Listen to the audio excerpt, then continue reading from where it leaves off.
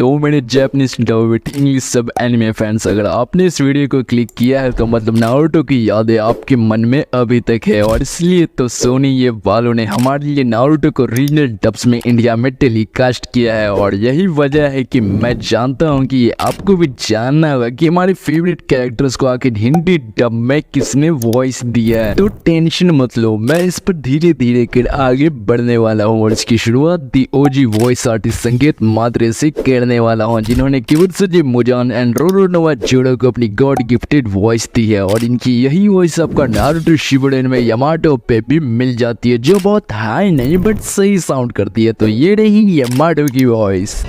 Yamato जी sir, मैं तुम्हें जाने नहीं दूं। तो इस फॉर्मेशन ने भी काम नहीं किया। हाँ, यकीन नहीं होता वो हमारे सारे हमलों से बच रहा है। आई नो कि आप सभी सोच रहे होंगे कि संकेत मात्रे जैसा बड़ा कलाकार यामाटो को क्यों वॉइस दे रहा है, तो उसकी चिंता आप मत करो कि बाकी के किरदारों के लिए उनकी परफेक्ट वॉइस चलने गई है। तो इसे आगे लेके चलते हैं नंबर 2 जिराया के साथ, जिनकी हिंदी वॉइस है दमनदीप सिंह पगन, जिन्होंने द लेजेंड ऑफ हनुमान में श्री हनुमान जी को अपनी मिथिकल वॉइस दी थी। पर जिराया को आवाज देने के लिए दमनदीप सिंह को खुद को जिराया में ढालना पड़ा था। तो अब सुनते हैं जिराया के आखिरी पल।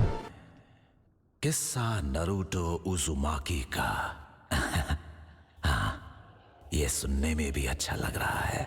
हाँ, मैं जानता हूँ कि बहुतों ने इस सीन को लिटरली फील किया होगा, और जिन्होंने नहीं भी किया होगा वो नंबर 3 किड ओबिटो की वॉइस को जानकर जरूर फील करने वाले हैं। और किड ओबिटो की हिंदी वॉइस है जज सिंगल, जिन्होंने अपना फुल पोटेंशियल ओबिटो के आखिरी वक्त में दिखाया था। तो ये रहा वो सीन।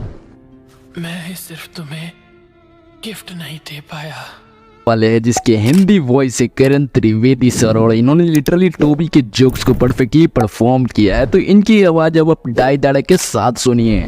जो टोबी की वॉइस पे हंसने वाले अब हंसना बंद कर दे, क्योंकि अब नंबर 3 पेन आ चुका है, जिसने लोगों को दर्द के सिवाय कुछ नहीं दिया है। और इसकी हिंदी वॉइस को परफॉर्म कर रहे हैं सचिन गोले सर, जिनकी आवाज अपने केजीएफ के रॉकी पे भी सुनी होगी। तो अब इनकी आवाज सुनिए और फील करिए असली पेन को। मुझे देखने पर तुम्हें याहिको की छवि दिखती है, तुम वाकई उसके सिन से हो।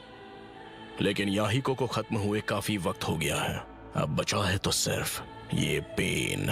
हम सब सिर्फ पेन हैं, हम गॉड हैं।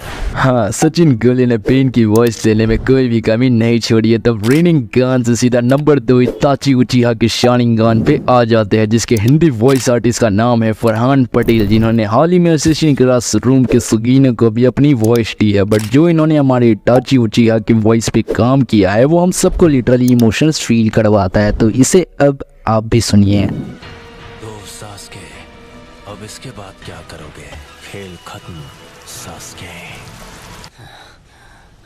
और अब तुम्हारी आंखें मेरी है। मेरा जब मन होगा मैं उन्हें निकाल लूंगा। वेल वी नो इटाची जैसे ताकतवर कैरेक्टर के जाने के बाद हमें किसे दिखाया जाता है, और वो है नंबर 1 मादरा उचिहा को। एंड आई नो कि आपने मादरा की हिंदी वॉइस विशेष मिलियन की भी आवाज में सुनी होगी, बट मादरा उचिहा के ऑफिशियल वॉइस आर्टिस्ट का नाम है साहिल सतीश वैद, जो कि एक एक्टर भी है। और जब इनकी वॉइस नारुतो फैंस ने सुनी थी तो वो लिटरली पगला गए थे, और वो भी किस लिए, वो आप इसे सुन के खुद ही समझ जाएंगे। मैं तुम्हें यहाँ सिर्फ कुछ बताने के लिए लाया हूँ।